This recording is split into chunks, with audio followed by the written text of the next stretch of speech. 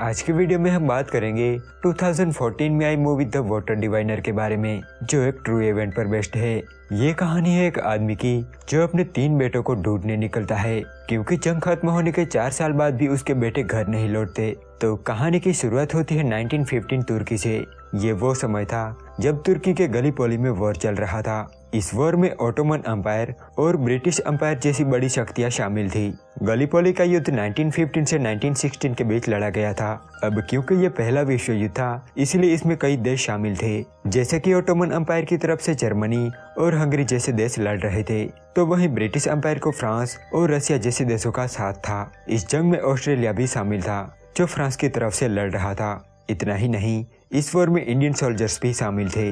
आखिरकार 7 महीनों के बाद अनजक यानी कि ऑस्ट्रेलिया और न्यूजीलैंड पीछे हट गए और यहाँ ओटोमन की जीत हुई। अब गलीपोली युद्ध को खत्म हुए 4 साल हो गए थे। हमें ऑस्ट्रेलिया का नॉर्थ वेस्टर्न विक्टोरिया दिखाया जाता है, जहाँ हम एक आदमी को देखते हैं जिसका नाम है जोशुआ कॉर्नर, जो एक किसान है। साथ ही वो एक वाटर डिवाइनर भी है, यानी कि पानी को खोजने वाला या फिर उसकी भविष्यवाणी करने वाला।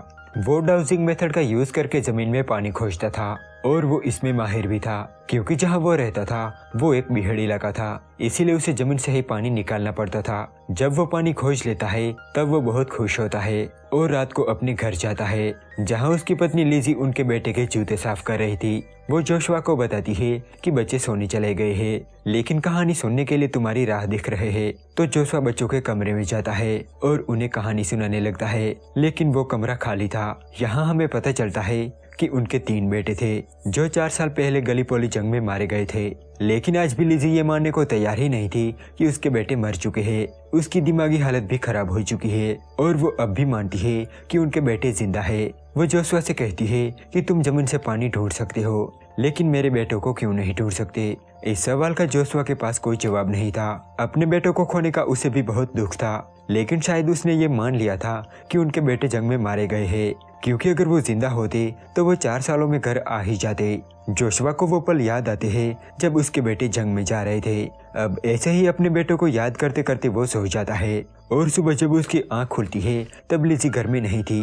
वो भागकर पास के तालाब पर जाता है, जहाँ लिजी की लाश पानी में तैर रही थी। उसकी पत्नी ने सुसाइड कर लिया था और इस हादसे से जोशुआ पूरी तरह से टूट जाता है। लिजी हमेशा से चाहती थी कि जोशुआ उनके बेटे को ढूंढे, इसलिए जब जोशुआ उसे दफना रहा था तब वो अपनी मरी हुई पत्नी से वादा करता है कि वो उनके बेटे को ढूंढने जाएगा और उनकी अस्थियों को उसके पास ही दफनाएगा। लिजी को दफना के वो अपने बेटों को ढूंढने निकल पड़ता है। यहाँ हम मेजर हसन और सार्जेंट जमाल को देखते हैं, जो आज जंग के 4 सालों बाद गलीपोली आए थे। वो यहाँ कर्नल ह्यूज से मिलते हैं। गलीपोली में मेजर हसन और कर्नल ह्यूज आमने सामने लड़े थे और कर्नल अच्छी तरह से जानता था कि मेजर हसन सबका बाप था, लेकिन अब युद्ध खत्म हो गया था, इसीलिए अब उनके बीच कोई भी दुश्मनी नहीं थी। कर्नल की यूनिट यहाँ ब्रिटिश सैनिकों की लाशें ढूंढ रही थी, ताकि उन्हें ढूंढ के उन्हें सम्मान पूर्वक दफनाया जाए, क्योंकि इस जंग में हजारों सोल्जर्स मारे गए थे, जिनमें सैकड़ों सोल्जर्स की लाशें भी नहीं मिली थी। अब क्योंकि जंग के दौरान मेजर हसन भी वहीं था, इसीलिए कर्नल ने उससे मदद मांगी थी ताकि वो बता सके कि कहां पर उन्होंने ज्यादा सोल्जर्स मारे थे। कर्नल कहता है कि हमने यहाँ 10,000 सैनिक गवा दिए हैं। तब मेजर हसन कहता है कि हमने यहाँ 70,000 से भी ज्यादा सैनिक गवा दिए हैं, जिनमें से कई सैनिकों की हमें लाशें भी नहीं मिली है। अब हम जोशुआ को देखते हैं, जो ऑस्ट्रेलिया से तुर्की जा रहा था। तभी उसे एक किस्सा याद आता है, जब उसके 3 बेटे शिकार पर गए थे और तभी इस बीहड़ में एक रेतीला तूफान आ गया था। तब जोशुआ भागकर उन्हें लेने जाता है। उसके बेटे बहुत डर रहे थे। तब जोशुआ उन तीनों को चादर से ढक देता है और उन्हें हौसला देता है। हम सब जानते हैं कि वो एक बाप ही होता है जो हमें लड़ना सिखाता है, फिर हालात चाहे जो भी हो। अब 3 महीनों के सफर के बाद वो तुर्की के इस्तांबुल पहुंच जाता है, जहां पहुंचते ही एक बच्चा उसे जिद करने लगता है। वो जोशुआ से काफी रिक्वेस्ट करता है कि आप हमारे होटल चलो, हम आपको शानदार खाना और रहने के लिए एक साफ कमरा देंगे। लेकिन जोशुआ उसे इग्नोर कर देता है, क्योंकि वो सीधा गलीपोली जाना चाहता था। वो एक पुलिस ऑफिसर से पूछता है कि मुझे गलीपोली जाना है। तब वो बताता है कि आप वहाँ पर नहीं जा सकते। वहाँ जाने के लिए आपको ब्रिटिश के युद्ध कार्यालय में जाना होगा और वहाँ से आपको परमिशन लेनी होगी। तभी वो बच्चा, जिसका नाम ओरहन होता है, वो जोशुआ का बैग लेकर भागने लगता है। वो बस जोशुआ को अपने होटल में लाना चाहता था। जोशुआ भी उसका पीछा करते हुए उसके होटल तक आता है और अब वो होटल में रुकने के लिए मान जाता है, क्योंकि बिना परमिट के वो गलीपोली नहीं जा सकता था। अब वो होटल के अंदर जाता है, जहाँ आयशा नाम की एक औरत थी, जो ओरहन की माँ थी। जोशुआ कहता है कि मुझे एक रूम चाहिए, मैं ऑस्ट्रेलिया से आया हूँ। ऑस्ट्रेलिया का नाम सुनते ही उसके चेहरे का रंग उड़ जाता है, क्योंकि वो उसका दुश्मन देश था और उसने भी जंग में बहुत कुछ खोया था। वो जोशुआ को बताती है कि मेरे बेटे से गलती हो गई, यहाँ पर कोई रूम नहीं है। लेकिन तभी वहाँ पर ओमन आता है, जो जोशुआ को एक रूम दे देता है। आयशा इस्तांबुल में एक होटल चलाती थी और साथ ही अपने फादर का ख्याल भी रखती थी, जिनकी दिमागी हालत कुछ ठीक नहीं थी। वो जोशुआ के कमरे में टॉवल्स देने चाहती है, जहाँ वो उसे बताती है कि आपको एक बार नीले दरगाह जाना चाहिए, ये इस शहर की सबसे खूबसूरत जगह है। जोशुआ कहता है कि मैं यहाँ घूमने नहीं आया हूँ, मैं गलीपोली जाना चाहता हूँ। ये सुनकर आयशा चौंक जाती है। वो जोशुआ को बताती है कि वहाँ पर अब भूतों के अलावा और कुछ नहीं है। अगले दिन जोशुआ युद्ध कार्यालय में जाता है और ब्रिटिश ऑफिसर से गलीपोली जाने की परमिशन मांगता है। वो उसे अपने बेटों की तस्वीर दिखाता है और बताता है कि मैं उनकी अस्थियों को ढूंढ के अपने साथ ले जाना चाहता हूँ और उन्हें उसकी माँ के साथ दफनाना चाहता हूँ। लेकिन ऑफिसर उसे परमिशन देने से मना कर देता है। वो कहता है कि ऐसे हजारों कंकाल उस जमीन में दफन है और अब वही उनका घर है। मैं तुम्हें परमिशन नहीं दे सकता, तुम वापस अपने देश चले जाओ। तुर्की में माहौल अभी भी गर्म था और ब्रिटिश लोगों के खिलाफ रैलियां निकाली जा रही थी। तुर्की के लोग जंग को अभी भी नहीं भूले थे और वो ब्रिटिश लोगों से नफरत करते थे और इसमें आयशा भी शामिल थी। एक दिन जोशुआ जब ब्रेकफास्ट कर रहा था, तब आयशा के फादर उससे पूछते हैं कि तुम्हारी बीवी कहाँ है। तब वो जवाब देता है कि वो अब नहीं रही। ये सुन के आयशा को बड़ा झटका लगता है। आयशा पूछती है कि तुम्हारे कोई बच्चे हैं, लेकिन इस सवाल का जोशुआ के पास कोई जवाब नहीं था। तब उसकी हालत देखकर आयशा उसे बताती है कि अगर आपको गलीपोली जाना है तो आपको किसी मछुआरे को ढूंढना होगा। अगर आप उसे अच्छे पैसे देंगे तो वो आपको वहाँ ले जाएगा। ये सुनकर जोशुआ उसका शुक्रिया अदा करता है। अब वो गलीपोली जाने के लिए निकल जाता है। तभी पीछे से ओरहन भागता हुआ आता है, जो जोशुआ को एक तस्वीर देता है और कहता है कि आप वहाँ जाके मेरे पापा को ढूंढना, वो कई सालों से घर नहीं आए हैं और मुझे उनकी बहुत याद आती है। जोशुआ पूछता है कि तो फिर होटल में जो आदमी है वो कौन है। ओरहन कहता है कि वो मेरे चाचा है। यहाँ हमें समझ आता है कि ऐसे एक विधवा है और उसका पति गलीपोली युद्ध में शहीद हो गया है, शायद इसीलिए वो ब्रिटिश लोगों से नफरत करती थी। अब जोशुआ वो तस्वीर अपनी जेब में रख लेता है और वहाँ से चला जाता है। यहाँ कर्नल के आदमी को एक नाव दिखाई देती है। दरअसल वो जोशुआ ही था। कर्नल कहता है कि वो जो कोई भी हो उसे मेरे टेंट में लेकर आओ। अब जोशुआ को कर्नल के पास लाया जाता है। कर्नल जोशुआ को बताता है कि मैं तुम्हारी कोई भी मदद नहीं कर सकता, तुम्हारे बेटों को ढूंढना बहुत ही मुश्किल है, लेकिन हम पूरी कोशिश करेंगे उन्हें ढूंढने की, और अगर वो हमें मिल गए तो हम उन्हें दफना के उनके ग्रेव पर तख्ती लगाएंगे। जोशुआ बताता है कि मैं जानता हूँ कि वो कहाँ पर मारे गए थे। वो अपनी बुक में से एक नक्शा निकालता है और कर्नल को देता है। तभी उसके बेटों की तस्वीर नीचे गिर जाती है और जब मेजर हसन वो तस्वीर उठाता है तब वो उनके बेटों को पहचान लेता है।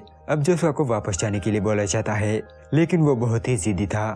वो वापस नहीं जाता और समुद्र के किनारे ही बैठा रहता है। कर्नल अपने आदमी से कहता है कि उसे खाना और एक कंबल दे देना।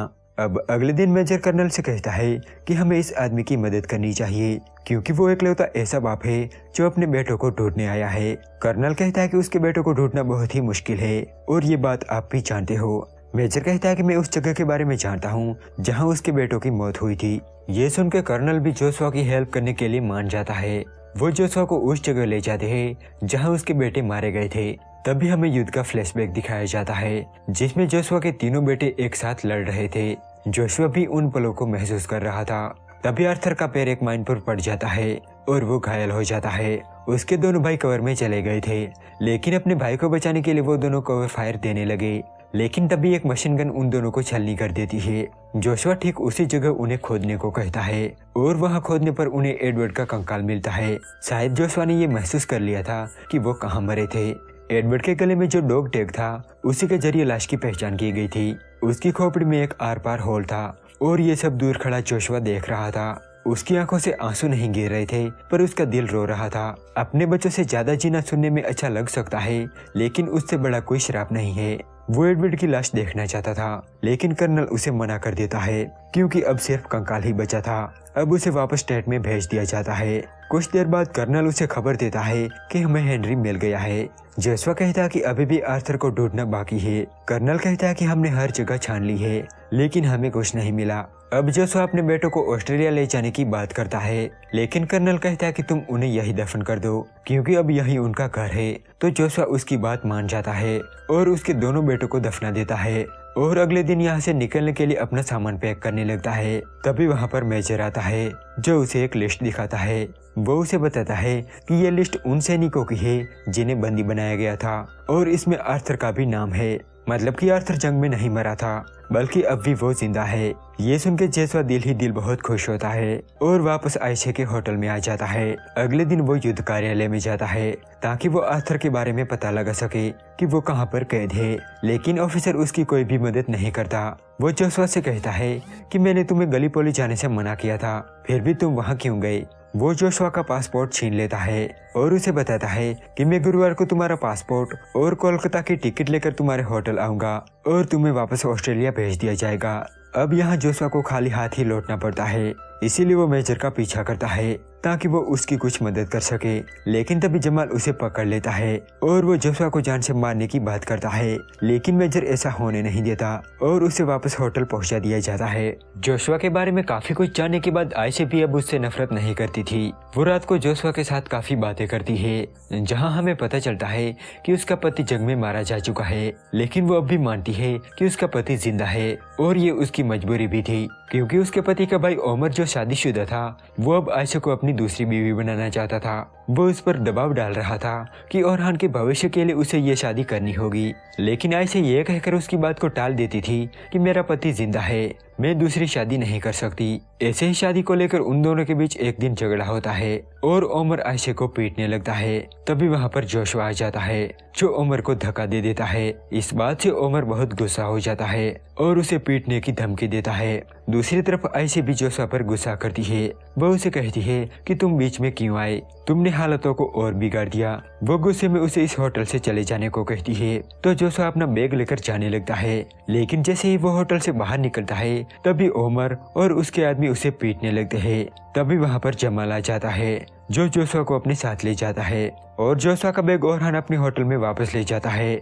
मेजर और जमाल जोशुआ को बताते हैं कि पिछले रिकॉर्ड्स को देखते हुए तुम्हारे बेटे को एफियोन ले जाया गया था, लेकिन अब हम नहीं जानते कि वो कहाँ पर है और वो जिंदा भी है या नहीं। मेजर उसे बताता है कि तुम कल ऑस्ट्रेलिया चले जाओगे। मैं और जमाल अंकारा के पूर्व में जा रहे हैं क्योंकि मुस्तफा कमाल अपनी सेना इकट्ठी कर रहा है और उसे रोकना जरूरी है। हम एफियोन से ही गुजरेंगे जहां हम तुम्हारे बेटे को जरूर ढूंढेंगे। उस रात मेजर और जोशुआ काफी बातें करते हैं और उनके बीच एक अच्छी दोस्ती हो जाती है। मेजर जोशुआ को एक किस्सा सुनाता है जब गलीपोली का युद्ध चल रहा था। मेजर कहता है कि जब मैं पहले ऑस्ट्रेलियन से मिला वो एक नौजवान लड़का था जो मेरी तरफ बढ़ रहा था। वो हमारे निशाने पर था और उस पर 1000 बंदूकें थी। वो मेरे पास आया और हमने साथ में सिगरेट पी, लेकिन जब वो चला गया तब मुझे एहसास हुआ कि उसने मेरे सिगरेट चुरा लिए थे। उस रात जोशुआ अपना बैग लेने वापस होटल जाता है जहां आयशा उससे माफी मांगती है और जोशुआ के लिए खाना बनाती है। उस रात ये दोनों काफी बातें करते हैं। शायद वो दोनों एक दूसरे को पसंद करने लगे थे। अगली सुबह ब्रिटिश ऑफिसर होटल पर आता है क्योंकि आज वो जोशुआ को वापस भेजने वाले थे, लेकिन जोशुआ वापस जाना नहीं चाहता था, इसीलिए वो आयशा की मदद से भाग जाता है और उस ट्रेन में चढ़ जाता है जिसमें मेजर और उसके सैनिक जाने वाले थे। तभी मेजर देखता है कि एक गांव चल रहा है और कई लोग वहां से जा रहे हैं। ये देखकर वो समझ जाता है कि ग्रीक सोल्जर आसपास ही है। वो जोशुआ को बताता है कि एक वक्त था जब हम और वो एक थे, लेकिन अब हमेशा आपस में लड़ते रहते हैं। तभी ग्रीक सोल्जर्स ट्रेन पर अटैक कर देते हैं और मेजर के कई सोल्जर्स को मार देते हैं। वो मेजर और जमाल को भी मारने वाले थे, लेकिन जोशुआ उन्हें बचा लेता है, लेकिन यहाँ जमाल मारा जाता है। अब जोशुआ और मेजर घोड़े लेकर एफियोन पहुँचते हैं ताकि शायद उन्हें वहाँ आर्थर मिल जाए। तभी जोशुआ एक विंडमिल को देखता है और वो समझ जाता है कि यह काम आर्थर ही कर सकता है। वो भागकर चर्च में जाता है जहां वो अपने बेटे आर्थर को देखता है और उसका दिल जोर जोर से धड़कने लगता है। उसे अपने बेटों की अस्थियां मिलने की उम्मीद भी नहीं थी, लेकिन उसके बदले उसका बेटा जिंदा था। वो उसे गले लगाकर रोने लगता है। तभी वहाँ पर मेजर भी आ जाता है। आर्थर कहता है कि मैं वापस नहीं आऊंगा, मैं अपने भाइयों का ख्याल नहीं रख पाया। वो बताता है कि हेनरी के चेहरे पर गोली लगी थी, वो सिर्फ कुछ ही पलों तक जिंदा रहा और फिर हमें छोड़कर चला गया, लेकिन एडवर्ड का खून घंटों तक बहता रहा और वो दर्द से तड़प रहा था। उसकी सांसें रुक ही नहीं रही थी। मुझसे उसका दर्द देखा नहीं जा रहा था। उसने चीखते हुए मुझसे कहा कि मुझे गोली मार दो। तब मुझे उसे ना चाहते हुए भी सर में गोली मारनी पड़ी। अब आर्थर अपने भाई की मौत की जिम्मेदार खुद को मानता है, इसीलिए वो घर चलने से मना कर देता है। तब जोशुआ कहता है कि तुम्हारी माँ अब नहीं रही और तुम्हारे सिवा अब मेरा इस दुनिया में कोई नहीं है। मैं तुम्हारे बिना घर नहीं जाऊंगा। ये सुनकर आर्थर घर चलने के लिए मान जाता है। तभी वहाँ पर ग्रीक सैनिक आ जाते हैं जो उस गांव को तबाह करने लगते हैं। मेजर कहता है कि मुझे अब निकलना होगा और आप लोग भी यहाँ से जल्दी निकल जाओ। चलते टाइम वो जोशुआ को बताता है कि तुम्हारे बेटे पर सिगरेट का एक पैकेट और माचिस उधार है। मतलब कि वो आर्थर ही था जिसने 1000 दुश्मन सैनिकों के बीच मेजर के सिगरेट चुरा लिए थे। अब आर्थर और जोशुआ वापस होटल आ जाते हैं और जोशुआ को अपने बेटे के साथ देखकर आयशा बहुत खुश होती है और यहाँ वो मीठी कॉफी बनाकर जोशुआ से अपने प्यार का इजहार करती है। इसी के साथ ये मूवी यहीं पर एंड हो जाती है। तो अगर आपको ये वीडियो पसंद आया तो प्लीज इसे एक लाइक जरूर कर देना।